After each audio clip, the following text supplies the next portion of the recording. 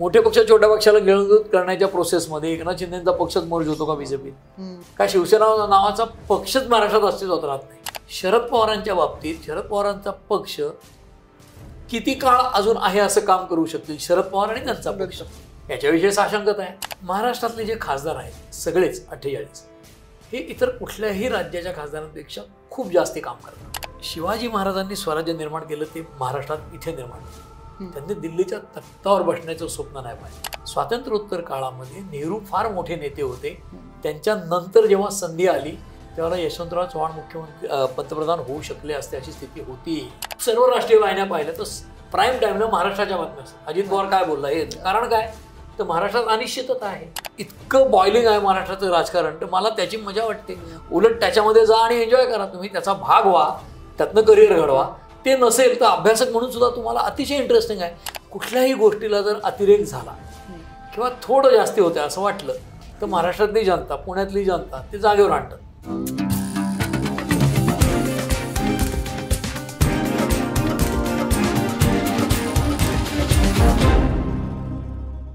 नमस्कार मित्रांनो, the पॉलिटिक्सच्या decoding MH या नव्या कोऱ्या सिरीजमध्ये आपल्या सगळ्यांचं अगदी मनापासून स्वागत. आणि ऑफकोर्स आपल्यासोबत चर्चा करायला आहेत ज्येष्ठ पत्रकार शैलेंद्र परांजपे. सर स्वागत आहे. नमस्कार. सर, काम करतात या मुद्द्यावरनं मला पटकन तुम्हाला असं विचारावं असं वाटतंय की आत्ता थोडी अस्थिरता आहे का तर आहे, पूर्वी होती का तर होती, हे सगळं मान्य करून या अस्थिरतेमुळे कुठेतरी राज्याचा विकास खंडित होतोय असं वाटतं का?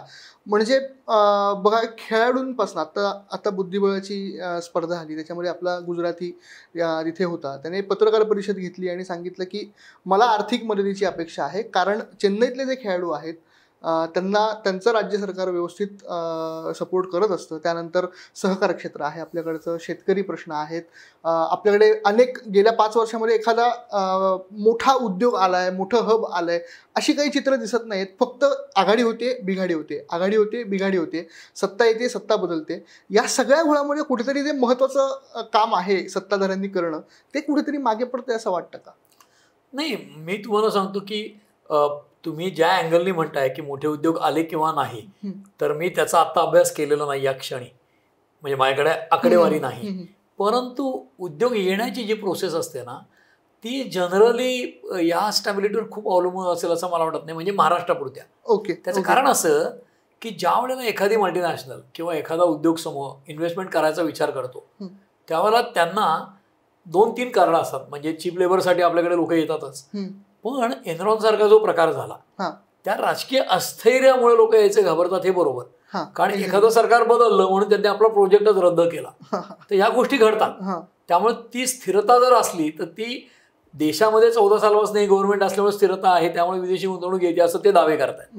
मला माहित नाही. आता आलेली गुंतवणूक महाराष्ट्राचे उद्योग गुजरातने पळवल्यामुळे सगळेच गुजरातमध्ये गेलेत तर असं मला वाटत नाही आज सुद्धा. त्याच्यानंतर इन्फ्रास्ट्रक्चरचे प्रोजेक्ट जे आहेत, आज जर उद्योग येत नसतील आणि उद्योगपतीच नसतील तर मग अडाणीच्या नावाने आपण का ओरडतोय सगळे, अंबानीच्या नावाने का ओरडतोय? म्हणजे ते तर फ्लरिशिंग दिसतातच आहेत. म्हणजे उद्योगपतींची संपत्ती वाढते का? वाढतीच आहे.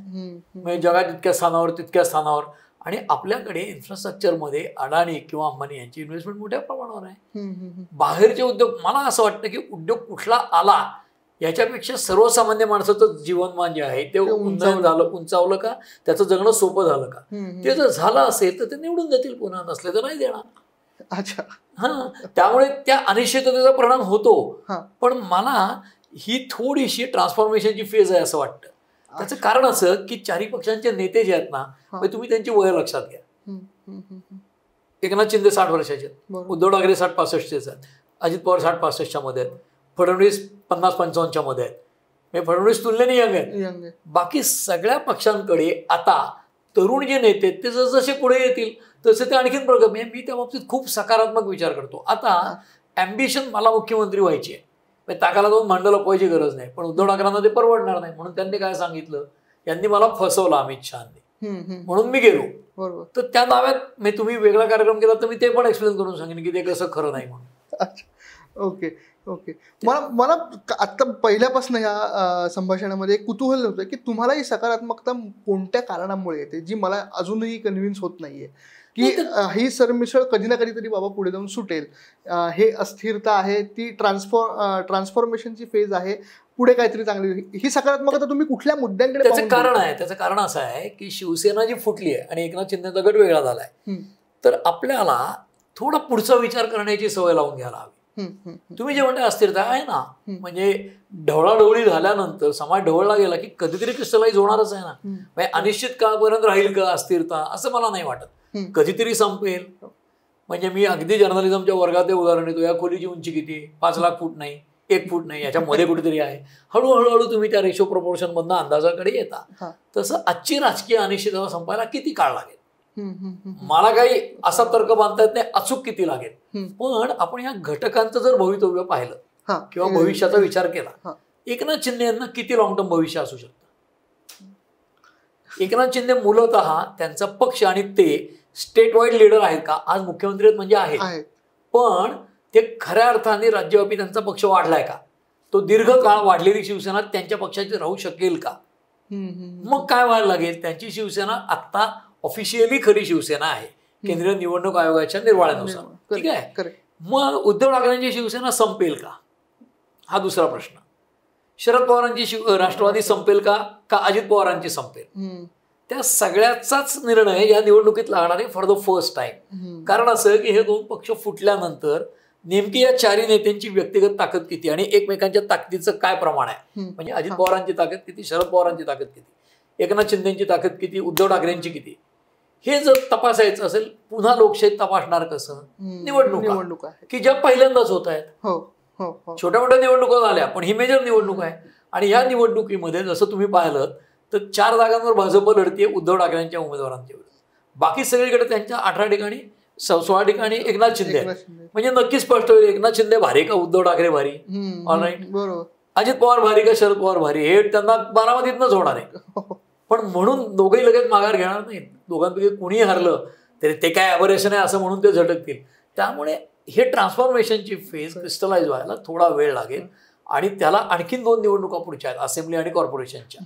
त्या झाल्यावर थोडं थोडं चित्र स्पष्ट व्हायला लागेल आणि मग आपल्या लक्षात येईल की मोठे पक्ष छोट्या पक्षाला गिळंकृत करण्याच्या प्रोसेसमध्ये एकनाथ शिंदेचा पक्षच मर्ज होतो का बीजेपीत, का शिवसेना नावाचा पक्षच महाराष्ट्रात अस्तित्वात राहत नाही. ओके, म्हणजे असं होऊ शकतं का की पूर्ण निवाडा एकनाथ शिंदेच्या बाजूने लागला, धनुष्यबाण यांच्याकडे आला आणि पुढे त्यांनी पार्टीज मर्ज केली आणि मग अख्खा बीजेपीत झाला. त्याचं कारण काय, ती सगळी उजवी हिंदुत्ववादी मतं जी आहेत ती बीजेपीकडे आली तर ते एखादी सत्तेवर येऊ शकतात, नाही ते गडबड तसंच राहू शकतं. बरोबर. सेम केस शरद पवारांच्या बाबतीत, शरद पवारांचा पक्ष किती काळ अजून आहे असं काम करू शकतील शरद पवार आणि त्यांचा पक्ष, याच्याविषयी साशंकता आहे. कारण आज त्यांच्या फ्रीडमवर मर्यादा आली आहे का, तर आली. तुलनेने अजित पवार तरुण आहेत. त्यामुळे या सगळ्या गोष्टींचा विचार केला तर नॅशनल पॉलिटिक्समध्ये काँग्रेस आणि बीजेपी हे 2च मोठे पक्ष आहेत.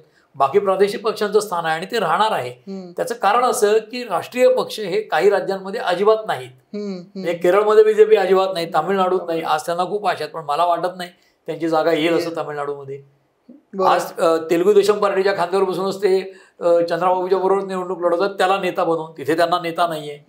तर अशी, किंवा उत्तर प्रदेशातनं काँग्रेस हद्दपार झाली. म्हणजे राहुल गांधींना किंवा काँग्रेसला युपीमध्ये काम करावं लागेल, जावं लागेल हरत असलो तरी, आणि मोदी आणि या लोकांना तामिळनाडूत ते करतातच एफर्ट्स. तसं ते 2 राष्ट्रीय पक्ष सोडले तर प्रादेशिक पातळीवरचे पक्ष राहतील का, राहतील, किती स्ट्रॉंग राहतील त्याच्यावर हे भवितव्य अवलंबून आहे. पण हे क्रिस्टलाइज होणारच नाही. अनिश्चितता खूप काळ राहील, मी मरेपर्यंत काय सुधारत नाही असं काय मला वाटत नाही. मला नक्की बघायला मिळेल की नक्की सुधारेल म्हणून. आणि आत्ता सुद्धा त्या अनिश्चिततेमुळे प्रचंड वाईट परिणाम झालेत असं मला वाटत नाही. कारण बीजेपी जिथे सत्तेवर येते ते इन्फ्रास्ट्रक्चरचे प्रोजेक्ट मोठ्या प्रमाणात सुरू करते आणि इन्फ्रास्ट्रक्चरचा प्रोजेक्ट सुरू केला तर तो पटकन हॉल्ट नाही करतायत. म्हणजे कोस्टल रोड आहे तो शिवसेनेचा, म्हणजे बीएमसी आणि यांचा आहे, उद्धव ठाकरेंचा आहे ब्रेनचाइल्ड किंवा त्यांचं बाळ आहे, आणि समृद्धी महामार्ग फडणवीसांचा आहे. पण उद्धव ठाकरे 2.5 वर्ष झाले तर तो थांबवता येत नाही ना, कारण इतका मोठा प्रोजेक्ट अर्धवट स्क्रॅपमध्ये गेला. एनरॉनचं झालं, बाहेरच्या गुंतवणुकीचं होईल, इन्फ्राचे प्रोजेक्ट होत नाहीत. त्यामुळे ते जर झाले तर लोकांना फरक पडलाय ना. मुंबई पुण्यामध्ये जाणाऱ्या ते होत राहतं, ती प्रगती होत राहते. त्या प्रगतीचा आणि या अनिश्चिततेचा थेट संबंध आहे का, तर आहे. परकीय गुंतवणूक, मोठा प्रोजेक्ट, एखादा एनरॉन व्हायची भीती, एखाद्या इन्व्हेस्टरला त्रासच दिला याने आणलाय म्हणून, पण त्याच्याही पलीकडे आता हे जात चाललंय, यांच्या हातात राहणार नाही. कारण केंद्रातलं सरकार स्थिर आहे म्हणून. आणि ती भीती असते ना की इथनं गेलं तर त्या राज्यात जाईल, मग त्याच्यापेक्षा तुम्हाला नको इन्व्हेस्टमेंट. नाणारचं उदाहरण आहे ना रिफायनरी. Correct correct correct.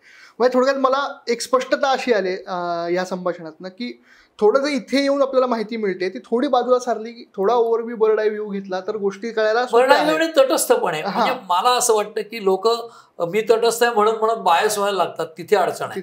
मला आवडो जे वास्तव आहे ते स्वीकारायला लागेल. बरोबर बरोबर. मला आली स्पष्टता हळूहळू. प्रेक्षकांना आले की ती कमेंट बॉक्समध्ये आपल्याला कळेलच. पण आता या मुलाखतीच्या दुसऱ्या टप्प्याकडे जातो, शेवटच्या टप्प्याकडे जातो की आपण आत्ता महाराष्ट्रातली परिस्थिती काय आहे ती समजून घेतली. पण जी महाराष्ट्राची परिस्थिती वर्षानुवर्ष आहे त्या परिस्थितीबद्दल सुद्धा आपण थोडा आढावा घेऊया. दिल्लीचंही तख्त राखतो महाराष्ट्र माझा, ही जी म्हण आहे किंवा ही जी गाण्याची ओळ आहे तर ती अर्वाचीन आहे की काय अशी परिस्थिती वाटत आहे. म्हणजे डायरेक्ट शिवाजी महाराज पेशवाई झालं, दिल्लीला तख्त राखून संपलं. त्यानंतर टिळक आले, टिळकानंतर आता यशवंतराव चव्हाणांचं तुम्ही नाव घेतलं. त्यानंतर हाताच्या बोटावर मोजण्या इतकीच लोक होती की जी दिल्लीला जाऊन महाराष्ट्राचं रिप्रेझेंटेशन खूप उत्तम पद्धतीने करू शकतात. आजही असा कुठला नेता आपल्या डोळ्यासमोर पटकन येत नाही की जो दिल्लीला हादरवू शकतो, दिल्लीवर प्रेशर क्रिएट करू शकतो. प्रेशर म्हणण्यापेक्षा आपला महाराष्ट्राचा एक चांगला रिप्रेझेंटेटिव्ह तिथे आहे असं म्हणायला फार कमी लोक आहेत. ह्या परिस्थितीला काय कारणं आहेत आणि आत्ता ही परिस्थिती का आहे आणि भविष्य काय असेल या परिस्थितीचं? आता याचे दोन भाग आहेत. एक सार्वत्रिक समज असा असतो की आज नाव घेण्यासारखे नेते नाहीत असा एक समज आहे. मी तुम्हाला साधं सांगतो की दिल्लीमध्ये मी 20 वर्षापूर्वी काम केलं, बरोबर 20-22 वर्षापूर्वी.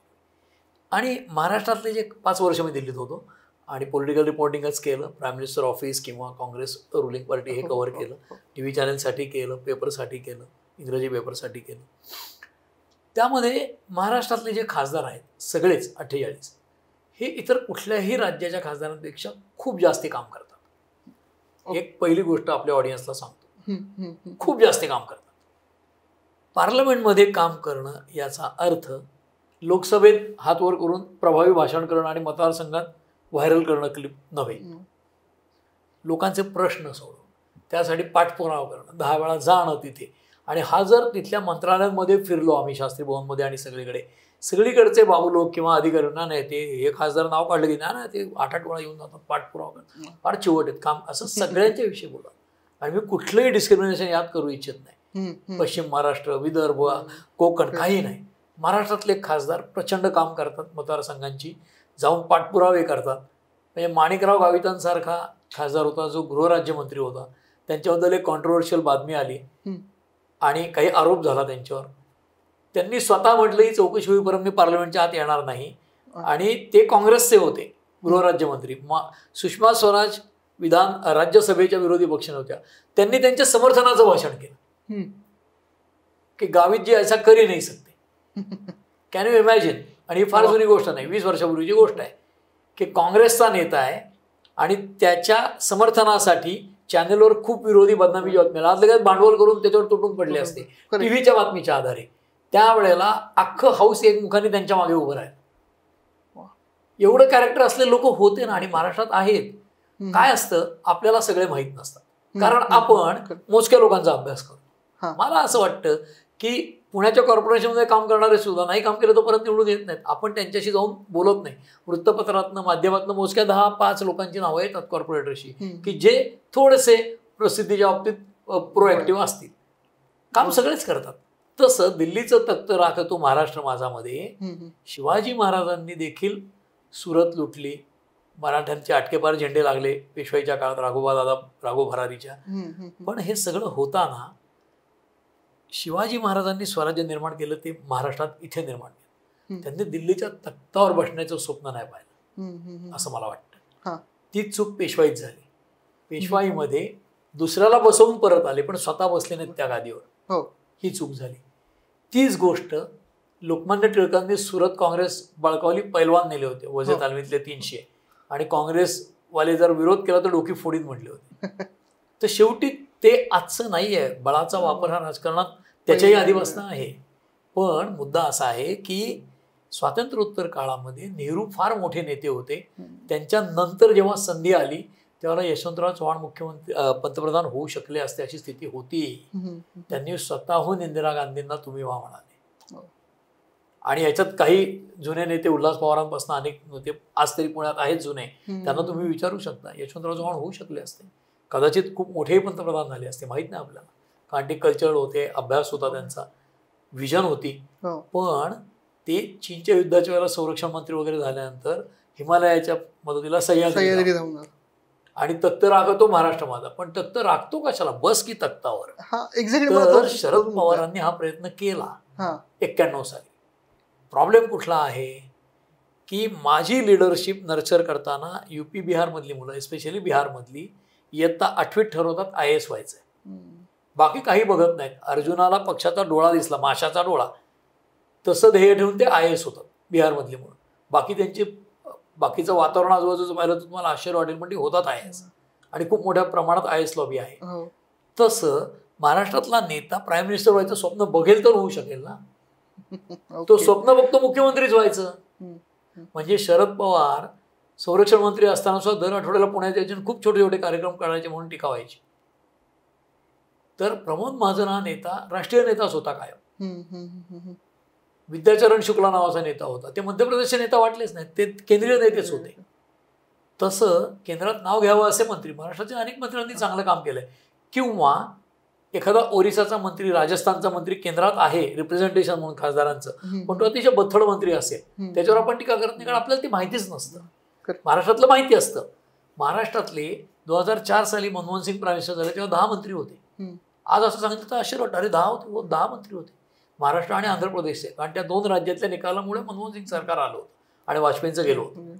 आज सुद्धा तीच परिस्थिती आहे की महाराष्ट्र अतिशय निर्णायक कामगिरी बजावायच्या स्थितीत आहे.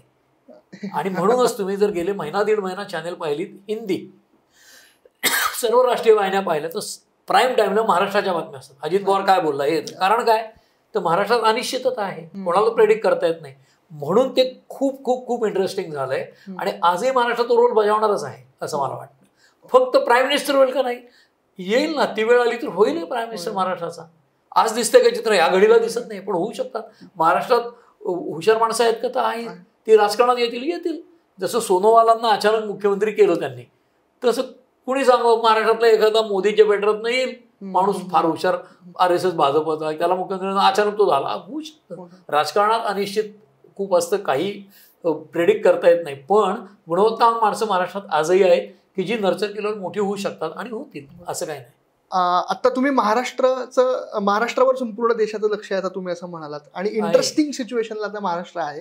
आणि महाराष्ट्र कायम रेजिस्टन्स क्रिएट करत आलाय राष्ट्रीय पातळीवरच्या नेतृत्वाला म्हणा किंवा राष्ट्रीय पातळीवरच्या शक्तीला म्हणा. किंवा जेव्हा टिळकांकडनं गांधींकडे नेतृत्व शिफ्ट झालं, त्यानंतर गांधींना विरोध करणारे सुद्धा महाराष्ट्रातूनच होते आणि गांधींना सपोर्ट करणारे सुद्धा महाराष्ट्रातनं जास्त प्रमाणात होते.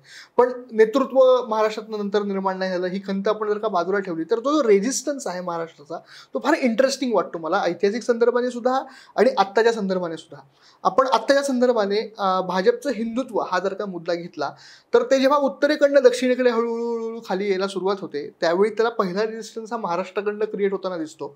तर ही रेजिस्टन्सची गंमत काय आहे महाराष्ट्राच्या, की कायम राष्ट्रीय नेतृत्वाला कुठून तरी चॅलेंज होतच असतं.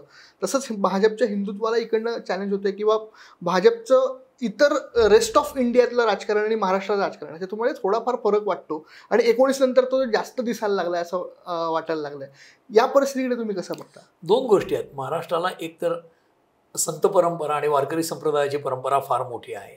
त्यामुळे त्या संत परंपरेमध्ये आचरणामध्ये जातीभेद मानला गेला नाही. म्हणजे आज वारकरी संप्रदायामध्ये 2 वारकरी समोर आले की परस्परांच्या पाया पडतात आणि तुझ्यातला विठ्ठल आणि माझ्यातला विठ्ठल, ही ती भावना असते. आणि त्या संतांच्या, संत कवींच्या सगळ्या रचनांमधनं, त्यांच्या संस्कारामधनं महाराष्ट्राची सहिष्णुता टिकली असं मला वाटतं. त्याचबरोबर महाराष्ट्राचं राजकारण हे कायम सुसंस्कृत राजकारण राहिलंय. त्यामुळे आज हिंदुत्वाच्या लाटेला विरोध असं नाही आहे. ते कुठल्याही गोष्टीला जर अतिरेक झाला किंवा थोडं जास्ती होतं असं वाटलं तर महाराष्ट्रातली जनता, पुण्यातली जनता ते जागेवर आणतात, कारण तो रोल त्यांच्याकडे आहे आणि तो वारसा आहे. म्हणजे 18व्या शतकात, 19व्या शतकात, 20व्या शतकात, 21व्या शतकात, म्हणजे एकेकाळी असं म्हणलं जायचं 20व्या शतकात, 19व्या शतकात, 20व्या शतकात की पुण्यामध्ये इतके विद्वान होते किंवा अशी संख्या होती की एसटीतनं दगड फेकला तर 4 विद्वानांना लागतो आणि मग जमिनीवर पडतो असं गमतीने म्हटलं जायचं. आता ह्याच्यात उपहास नव्हता. म्हणजे आजही जर जुन्या पुण्यातले जर गल्ल्या पाहिल्या तर एकेका गल्लीत अशी नावं लोकोत्तर राहिलेली आहेत की आश्चर्य वाटतं की हे इतके मोठे लोक इतक्या बाजूला राहत होते असं. तर त्यांनी दिशा दिली का? समाजाला दिली, महाराष्ट्राला दिली आणि महाराष्ट्रातनं देशालाही दिशा दिली गेली अनेकदा. एकदा नाही, अनेकदा दिली गेली, अनेकदा. म्हणजे आज रोजगार हमी योजना आहे 72च्या दुष्काळातनं जन्माला आली. मनमोहन सिंगांनी नॅशनल रुरल एम्प्लॉयमेंट गॅरंटी स्कीमचा अंगीकार केला. का केला?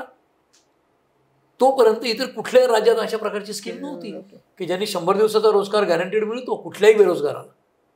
नोंदणी करायची आणि 100 दिवसाचा रोजगार म्हणजे 365 दिवसातले 100 दिवसाचे हमी सरकारने दिली रोजगार मिळण्याची आणि त्यातनं लोकोपयोगी कामं झाली ना महाराष्ट्रात. हे 72च्या दुष्काळात. आणि त्यावेळेला पश्चिम महाराष्ट्रातले आपण म्हणतो की मराठा समाजाचं आंदोलन चालू आहे. पाटील देशमुख म्हणजे आम्ही वतनदार किंवा आम्ही मोठे समाजात त्यांनी पण डोक्यावर पाट्या घेऊन व्हायला रोजगाराची कामं केली आहेत. हे वास्तव आहे. आज महाराष्ट्रामध्ये रोजगार हमी योजना आली ती देशाला ललांबूट ठरली. अशा अनेक गोष्टी आहेत की जे महाराष्ट्रातनं आलं, पुण्यातनं आलं आणि देशाने स्वीकारलं. अनेक गोष्टी आहेत. बरोबर सर. पण अस्थिरता आहे ह्याच्यावर एकमत आपलं आहे. तर त्यामुळे त्याच्यावरनं मी शेवट करू इच्छितो त्या मुद्द्यावरनं की अस्थिरतेमुळे कुठेतरी समाजाच्या मनामध्ये किंवा आमच्या पिढीमध्ये म्हणू आपण ज्यांच्यासमोर इथे येऊन माहिती येऊन पोचलेली आहे तर तिथे कुठेतरी अविश्वास निर्माण होतो सिस्टीमवर आणि ते कुठेतरी मतदानावर रिफ्लेक्ट होतं किंवा राजकीय इच्छाशक्तीवर रिफ्लेक्ट होतं की त्यांना राजकारणाकडे बघण्यात हे राजकारण आपला काही विषय नाही, आपल्याला त्याची काही इंटरेस्ट नाही. पण त्यांच्या आयुष्यावर तो परिणाम डायरेक्टली करत असतात त्या सगळ्या गोष्टी. ती कुठेतरी अविश्वास निर्माण होतो. तर तो अविश्वास निर्माण होऊ नये किंवा तुम्ही जे म्हणताय की ते क्रिस्टल क्लिअर तुम्ही करून पहा, थोडं अभ्यास करा त्या गोष्टीचा आणि तर नेमकं काय करायचं हा अविश्वास दूर करणार. आत्ता माझ्या मनात अविश्वास आहे का? तर 100% आहे. माझ्यासारख्या अनेक मुलांमध्ये तो असेल किंवा अनेक लोकांमध्ये असेल. मतदानाच्या टक्क्यावर मला जायचं नाहीये, कमी होतो जास्त होतो त्याला वेगवेगळी कारणं असतात. पण अविश्वास मात्र मला माझ्या आजूबाजूला दिसतो राजकारणाच्या बाबतीत. त्याबद्दल काय सांगाल? त्या मुद्द्याने आपण सोपं आहे. त्याचं कारण असं की अविश्वास वाटतो. बरोबर आहे. मला तुमची समस्या लक्षात आली की आज मी राजकारणात जायचं तर जाऊ कुठे? कारण मी आज ज्याच्याकडे जातोय तो उद्या उडी मारून तिकडे जातो किंवा तो पलीकडे जातो. तर आता म्हणजे थोडं फिलॉसॉफिकल वाटेल. तूच आहेस तुझ्या जीवनाचा शिल्पकार. हे एक म्हणजे तुम्ही जर याची तुलना म्हणजे चांगली वाईट माहीत नाही मला, पण एकीकडे अंडरवर्ल्ड गुन्हेगारी साम्राज्य म्हणजे सिनेमे आहेत त्याच्यावर अनेक सगळ्या सिरीज आहेत त्या हिट असतात सगळ्या OTTला सुद्धा वेगवेगळ्या प्रकारच्या येतात. दुसऱ्या सर्जिकल स्ट्राईक सारख्या हिट असतात. कारण काय लोकांना ते आवडतंय. तसंच राजकारणाचं आहे. राजकारणामध्ये तुम्ही आज महाराष्ट्रापुरता विचार केला तर एकनाथ शिंदेच्या पक्षात गेलो काय माहिती उद्या गेले शिवसेनेत तर काय करायचं. उद्धव ठाकरेकडे गेलो त्याला नेमकं खरं हिंदुत्व कोणाचं आहे. तर मला असं वाटतं की लोकांची कामं करणं हे प्रमुख आहे. आणि अजित पवारांच्या पक्षात गेलो तर काय होईल, शरद पवारांच्या पक्षात गेलो तर काय होईल. आजही अनेक तरुण आहेत की जे हिरिरीने त्या पक्षाची बाजू मांडताना दिसतात. भाजपचे असतील, शिवसेनेचे असतील, काँग्रेसचे असतील. आज डाव्या विचाराचेही तरुण मोठ्या प्रमाणात कार्यरत आहेत, पुण्यात करतात काम. त्यांनी असं म्हणायचं का की आम्ही कधीच सत्तेवर येणार नाही का? करू नाही. ही तुमच्या विचारावरची निष्ठा असू शकते, तुमची एखाद्या नेत्यावरची श्रद्धा असू शकते. तुम्ही काय दैवत निवडायचं, मुळामध्ये एखादा नेता निवडायचा, विचारधारा निवडायची का तुम्हाला फक्त काम करायचं, कामाची संधी म्हणून ते निवडायचं का सरकारी योजनेत द्यायचं, हा तुमचा प्रश्न आहे. त्यामुळे मला असं वाटतं की गोंधळ होण्यासारखी स्थिती आहे का? आहे. पण मला असं उलटं वाटतं की ज्या वेळेला समुद्रात एखादं जहाज शांतपणे जात असेल आणि मुंबईहून गोव्याला गेलो 24 तासांनी तर त्याच्यामध्ये थोड्या लाटा वाढल्या, अस्थिरता आली तर ॲडव्हेंचर पण आहे ना. मला असं वाटतं की लाईफ जर अतिशय सरळसोट असेल रेगेसारखं तर त्यात काय मजा नाही ना. उलट इतकं बॉइलिंग आहे महाराष्ट्राचं राजकारण तर मला त्याची मजा वाटते. उलट त्याच्यामध्ये जा आणि एन्जॉय करा. तुम्ही त्याचा भाग व्हा, त्यातनं करिअर घडवा. ते नसेल तर अभ्यासक म्हणून सुद्धा तुम्हाला अतिशय इंटरेस्टिंग आहे. जितके ते कळीतलं सगळं उघडत असेल तेव्हा मला अभ्यास करायला जास्ती चांगलं आहे. उगाच काहीतरी एकच एक काँग्रेस पक्ष आणि तो 280 जागा जिंकतोय त्या राजकारणाला काय अर्थ आहे? तेव्हाही राजकारण होतं का? होतं. त्यांच्यातल्या गटातलं होतं, तेही इंटरेस्टिंगच होतं. ते काही निरस नव्हतं. कारण शेवटी मला माणसाविषयीच कुतूहल वाटतं. आणि ही सगळी माणसं बदलतात ना आपल्यासमोर, रोजच्या रोज बदलतात. एक माणूस बदलला म्हणजे एकनाथ शिंदे किंवा उद्धव ठाकरे गेले काँग्रेस बरोबर तर त्यांचे फॉलोअर्स कशी भूमिका बदलतात, त्यांचे आर्ग्युमेंट बदलतात.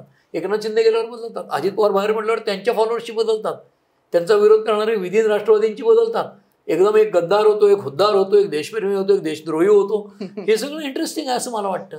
ठीक आहे, म्हणजे अभ्यास करायला म्हणून तटस्थ राहू शकतो. तुम्ही त्यात सहभागी झालात तर ते विचारपूर्वक करावं लागेल, कारण तुमचे स्टेक्स त्याच्याबरोबर जोडले जाणार आहेत. आणि मग जसं नितीश कुमार अनेक वेळा टोप्या बदलून याच्याबरोबर गेला, त्याच्याबरोबर गेला, त्याच्याबरोबर गेला आणि मुख्यमंत्री झाला. ते पण एक वेगळं स्किल असेल, मला माहित नाही. तुम्ही ठरवायचंय तुम्हाला मुख्यमंत्रीपद मिळवायचंय, यश मिळवायचंय का निष्ठेने काम करायचंय. That is up to you. आणि मी हे चांगलं आहे का हे चांगलं असं काहीच म्हणत नाहीये. तुम्हाला जे योग्य वाटेल ते तुम्ही करा, पण स्वतःला फसवू. बरोबर. लोकांनी लोकांसाठी चालवलेलं राज्य म्हणजे लोकशाही ते तसंच असतं कायम. मला वाटतं ते तसं आहे आणि तसं चालूही आहे. त्यामुळे आपल्या सगळ्यांचा सहभाग त्याच्यामध्ये महत्त्वाचा. प्रश्न आणि आपल्यापासून सुरू होतं. जर मतदार, आज बघा माझ्या मनात एक हेडलाईन आली होती, पण ती कुठल्याही पेपरचं धाडस होणार नाही करण्याचं, की तुमच्या चॅनलवर तुम्ही तसं सांगणार नाही. जर एखादं तुम्ही निवडणूक कॅम्पेन कव्हर केलं की गल्लीबोळात, मी नेत्यांची नावं घेत नाही, गल्लीबोळात जाऊन मतं मागतायत समजा, तर मतदार राजा म्हणतो ना आपण मतदाराला. मग हे कोण मतं मागतायत? ते 5 वर्ष राज्य करणारे 1 दिवसाचे भिकारी असं म्हणता का त्यांना तुम्ही? नाही म्हणत. कारण काय, मग तुम्हाला जाहिरात मिळणार नाही, काहीतरी प्रॉब्लेम येतो, आपल्याला भिकारी म्हणले. त्यामुळे सगळ्यांचे स्टेक्स आहेत त्याच्यात, हितसंबंध आहेत. ते हितसंबंध महत्वाचे आहेत आणि ते हितसंबंध राखण्यासाठीच लोक काही वेळेला जपून बोलतात. म्हणजे एखाद्याला गाढव न म्हणता हा म्हणजे अगदी घोळा नाहीये असं म्हणतात. तर मला काय तसं म्हणतं कारण फारसं वाटत नाही. मी जे आहे कॉल स्पेड स्पेड असं मी म्हणतो. आणि मला त्यात काही फार जे आहे ते सांगण्यात काय, म्हणजे कावळ्याला मोर म्हणणं किंवा मोराला लांडोर म्हणणं याच्यात काहीच अर्थ नाही. जे आहे ते आहे. तुम्हाला राजकारणात जायचं असलं तर फार लक्षपूर्वक काम करावं लागेल, इतकंच आहे. करेक्ट. महाराष्ट्राचं राजकारण नेमकं काय आहे याच्यावर आपण बोललेलो आहोत, तुम्ही ते ऐकलेलं आहे. आता तुम्ही सारासार विचार करून इथून पुढे काय काय गोष्टी होऊ शकतात, त्यात आपला सहभाग कसा असू शकतो, आपल्या जे इथे येऊन माहिती पोचते त्याच्यातनं आपल्याला हवी ती माहिती कशी निवडायची याच्याबद्दलचे काही संदर्भ तुम्हाला या चर्चेमधून मिळाले असतील. आणि ओव्हरऑल महाराष्ट्राचं राजकारण 2019 नंतरचं मी आता ह्या चर्चेअंती बाजूला काढतो विधान, की ओव्हरऑल महाराष्ट्राचं राजकारण येणारं सुद्धा आणि मागचं सुद्धा हे तुम्हाला आत्ता ह्या चर्चेतनं कळलं असेल. तुम्हाला आणखीन काही विषय ह्याच्यातनं सुचत असतील डिकोडिंग MS साठी, मला तर भरपूर सुचलेत आणि सरांकडनं मी आणखीन 2-3 विषयावर त्यांना बोलतं करण्याचा प्रयत्न करणार आहे. तर तुम्हाला कुठले विषय सुचत असतील डिकोडिंग MS साठी तर ते आम्हाला कमेंट बॉक्समध्ये नक्की सांगा. ही सिरीज तुमच्यासाठी आहे, आमच्यासाठी आहे, सगळ्यांसाठीच आहे. आणि जाता नेहमीचं तुमचे धन्यवाद सर, खूप खूप धन्यवाद. तुम्ही आलात त्यामुळे आमच्यासारख्या पिढीला जे पटकन ह्या माहितीतनं काही बाजूला करू शकत नाहीत अशांसाठी हे डिकोडिंग केलं, त्याबद्दल खूप खूप आभार तुमचे. पुन्हा पुन्हा आपण या प्लॅटफॉर्मवर भेटत राहू. आणि तुम्हाला जाता नेहमीचं लाडकं आवाहन, ही सिरीज कशी वाटते ते आम्हाला कमेंट बॉक्समधनं सांगाच. शेअरही करा तुम्हाला हा व्हिडिओ आवडला असेल तर. पण द पॉलिटिक्स चॅनलला लाईक करा, शेअर करा आणि सबस्क्राईब करा. धन्यवाद.